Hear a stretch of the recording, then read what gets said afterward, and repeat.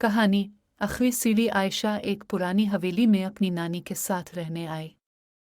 हवेली खूबसूरत थी, मगर एक चीज़ अजीब थी। सीढ़ियों के नीचे एक बंद दरवाज़ा, जिसे हमेशा ताला लगा रहता था। आयशा ने एक रात नानी से पूछा, यह दरवाज़ा क्यों बंद है? नानी ने सख्त लहजे में कहा, वहाँ जाना मना है।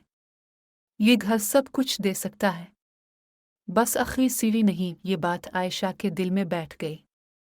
एक रात जब नानी सो गई, आयशा चुपके से उठी, चाबी चलाई और सीढ़ियों के नीचे गई।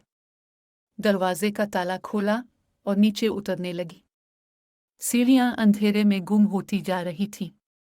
वो गिनती रही, 1, 2, 3, 17, 18, 19। अचानक इसे एक आवाज आई, कब तुमने आखिरी सीढ़ी छू ली है। इससे पहले कि वो पलटती, इसका पांव खला में गया और वो नीचे गिरने लगी, गहरे, खत्म न होने वाले अंधेरे में। अगली सुबह नानी उठी तो आयशा का कहीं पत्ता न था।